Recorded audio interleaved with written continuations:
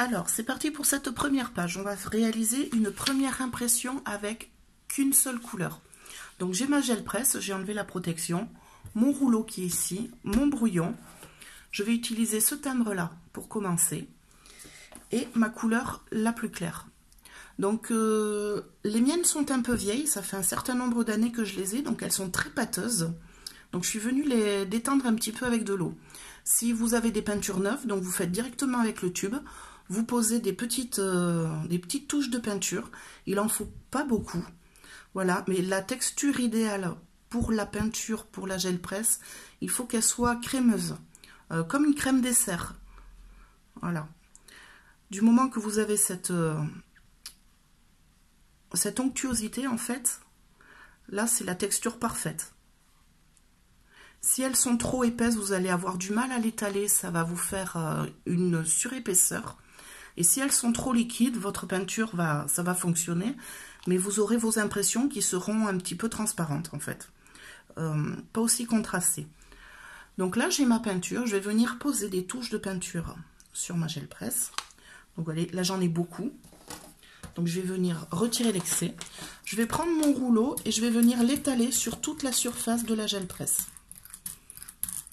Alors ça va vous faire une couche très très fine. Il ne faut pas vous inquiéter. Le seul truc, c'est de faire attention avec le rouleau, que votre peinture soit bien étalée partout. Donc là, je n'ai pas assez de peinture en bas, je vais rajouter un tout petit peu. Voilà.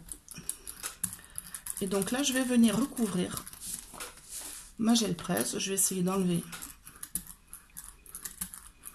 les traces de rouleau. Et une fois que je suis là, je vais prendre mon timbre et je vais venir l'appliquer sur ma gel presse.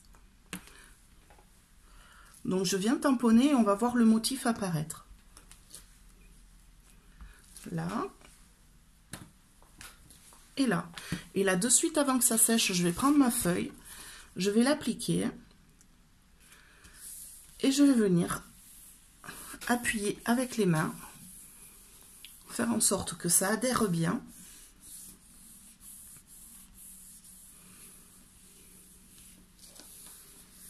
Pour avoir une impression. Hop là. Donc là, vous voyez des petites taches, c'est parce que j'ai mis trop d'eau dans ma peinture, tout simplement. Donc ça peut donner un effet qui peut être sympa. Moi, c'est pas l'effet recherché. Donc je vais retravailler ma peinture pour avoir une peinture légèrement plus épaisse. Quand la peinture est neuve et qu'elle sort du tube, il n'y a pas de problème hein, de texture comme ça. Hop là. C'est juste que moi, j'aime bien me compliquer la vie, apparemment. Donc là, j'ai une peinture bien plus épaisse. Je vais retenter. Je mets ma peinture sur ma presse. Je vais venir l'étaler. Alors, on voit qu'elle va mettre un peu plus de temps à s'étaler, du coup.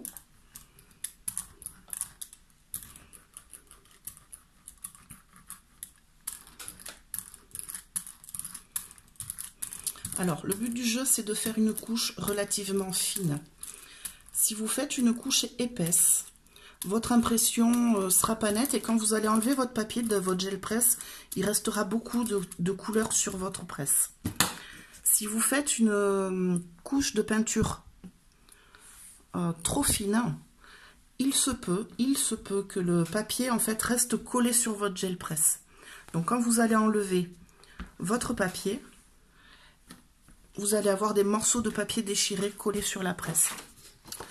Donc là, j'ai recommencé avec mon timbre. J'applique mon papier. Je vais venir frotter.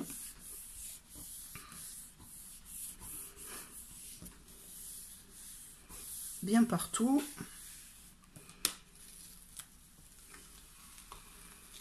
Là. Et là,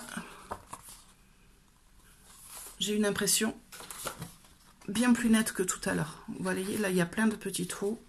Et là, l'impression est bien plus nette. Donc ça, c'est ma première page.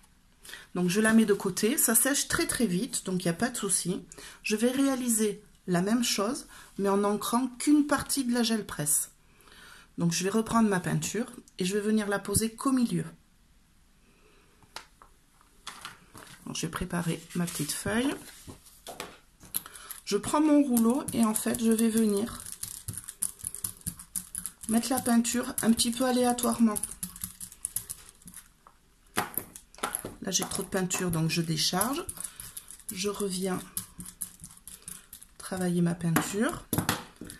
Et avec mon pochoir, je vais venir imprimer le motif.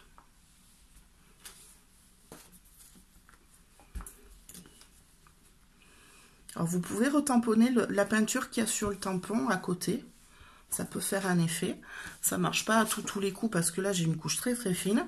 Mais quand vous avez un peu de matière, un peu de texture, vous allez voir apparaître le motif sur la partie blanche. Et là, j'imprime avec mon papier.